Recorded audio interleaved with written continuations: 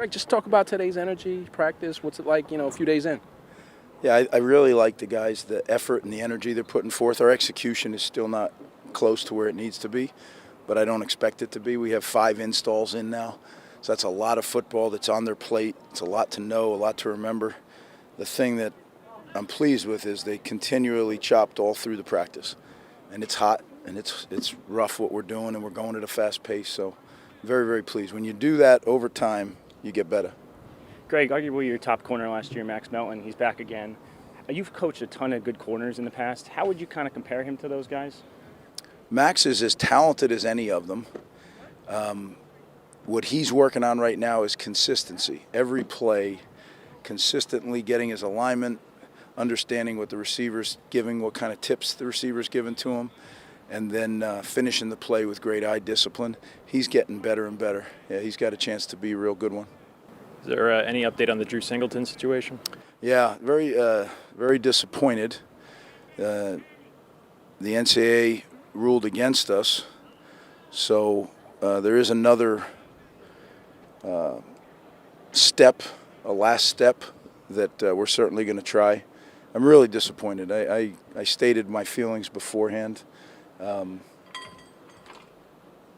want guys to play in bowl games, and 8 days, I don't know, maybe you guys do. Not many teams have accepted a bowl game with 8 days notice, had 2 practices and went and played the bowl game. Not that I know of. So when a draft eligible player comes back to play in that, to me that's pretty special, and unfortunately got injured. I struggle. I think that's extenuating circumstances. I understand the whole amateurism rule, but 8 days notice, that's extenuating circumstances. I'm not sure how you could define that other than. I would like one of them to come get a team ready to go, get a plane during the second biggest outbreak of COVID and say that's not extenuating circumstances. I don't understand that. We're not going to talk about that anymore. Just to be clear, they denied the appeal. Is there still a chance? You said there's something else you guys could do. There's still a chance that. I just said I'm not going to talk about it anymore. I told you everything there is to know. We're done. Okay. Aaron Crookshank, what have you seen out of him so far in camp? And just to have him here, less than a year after that injury, just what kind of a boost does he give to the wide receivers room? Yeah, it's really big. I mean, Aaron worked himself into being a really good receiver, not only a return man, and he had the surgery, so we were very concerned. And we're not out of the woods yet, but he's making progress, and he's taking care of himself, and he's healing well, and he's playing. He's playing. He's not full load yet, but he's close. And we just got to keep bringing him along at a steady pace. But he needs to be a good player for us for sure. Greg, going back to the defensive backs, it seems like you have a pretty good group of safeties this year. We saw Igbinosun Flash at the bowl game. Is there a chance that we'll see him and Izzy on the field at the same time this year? There is. Yeah, I mean, right now we're trying to work through the different combinations, but that's one that we've worked on for sure. Greg, Jameer Wright at linebacker? Yeah, we made that switch. Just the other day. He played linebacker in high school. He actually played safety here for 2 weeks when he first came, but we felt like we needed to bolster that group, and he's somebody that's capable of playing in games if he learns the position.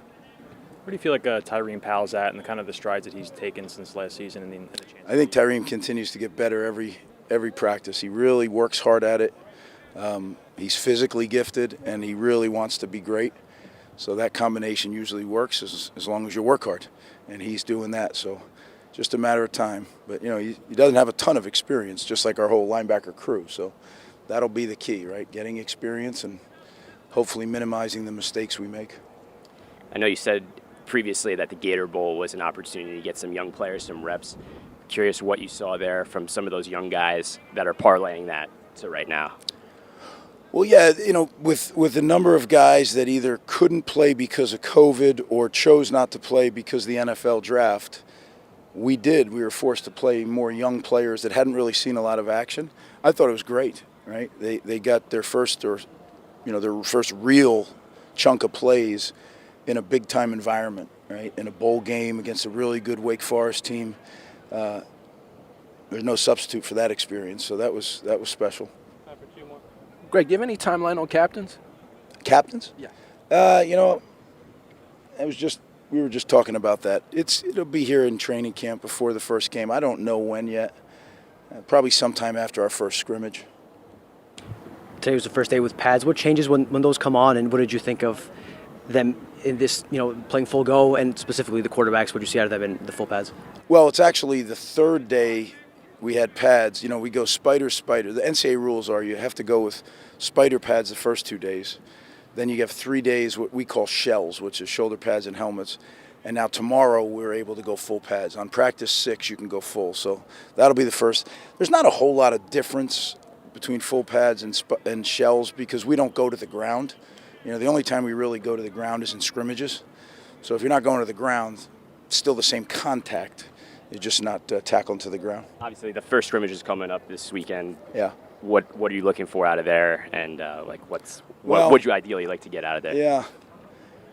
Scrimmages, you don't get preseason games in college football, so scrimmages are your preseason games. You don't get to scrimmage another team, like you do in high school, so you really don't get that opportunity. What you see is what you get on opening day. So it's real important that it starts with the coaches, that we run a really efficient and effective operation as coaches on the sideline in the press box, and then it's who can really handle the ebbs and flows of a game situation, being able to think about the situation and play accordingly.